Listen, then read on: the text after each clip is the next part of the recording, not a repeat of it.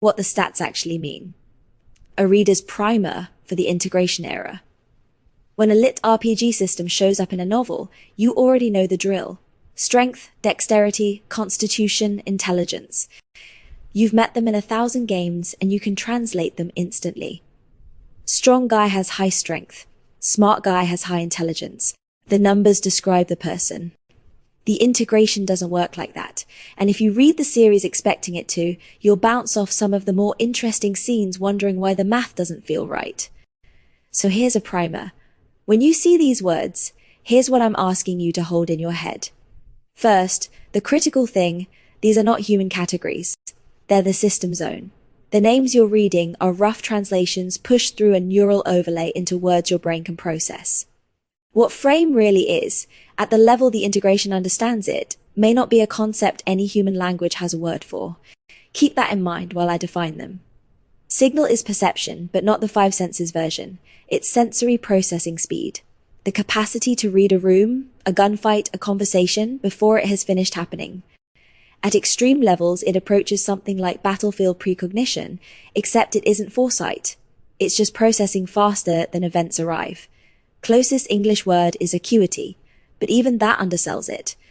Frame is the body under load, not strength in isolation. A weightlifter's 1 rep max isn't frame.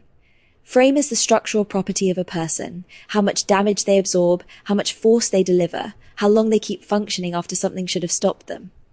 Here's the part that matters though. The system doesn't just measure frame, it reinforces it. A high frame person's bones are physically harder than a low frame person's bones.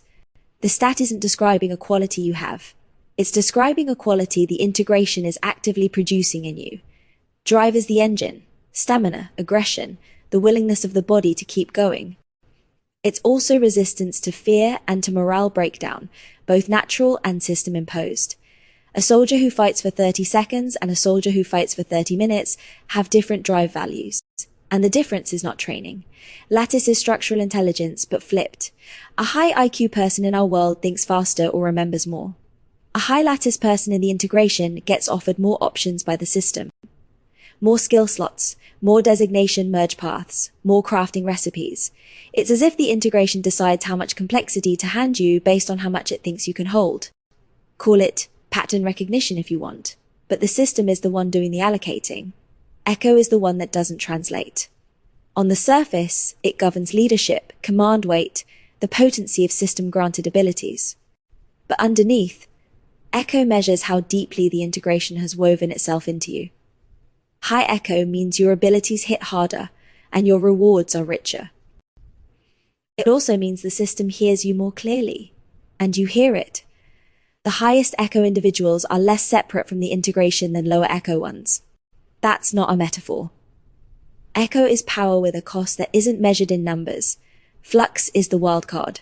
It governs your tolerance for the system's rules bending, critical hits, ability mutations, survival in corrupted zones, access to designation paths that aren't supposed to exist. High flux individuals are unpredictable. Their abilities sometimes do more than intended, sometimes less, sometimes something else entirely. Humans, as a species, have higher baseline flux than anything else the integration has catalogued. Draw your own conclusions. Now here's the thing I want you to take with you.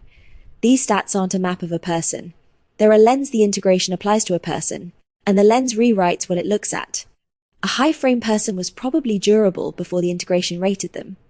Then the system rated them high-frame and reinforced that, and now their skin resists penetration in a way that isn't quite biology anymore. The measurement and the thing being measured are in a feedback loop neither side fully controls. This is why you can't opt out. The purest factions in this setting, the people who reject the system, who view it as an infection or a trap, still have stats. They still earn residue from system-recognized kills. The integration includes them whether they consent or not. The stats aren't a description of you that you could correct. They're a description the system is making true. When you see a number in the text, don't read it as a trait. Read it as a claim the system is making, a claim the system is also enforcing, and that's accurate because the system made it so. The honest question this series keeps poking at isn't whether the stats are right. It's whether, after enough time inside them, there's a difference between who someone was and who the integration made them. That gap, or the absence of one, is where the story lives. You've been listening to The Integration Era, stories by Charlie Forrett. All content is copyright 2026 by Charlie Forrett. All rights reserved. Voices produced by Speechify. New stories, world-building deep dives, character dossiers, and more are available now at integrationera.com. Subscribe to get notified when the next story drops. The system is watching. You might as well keep up.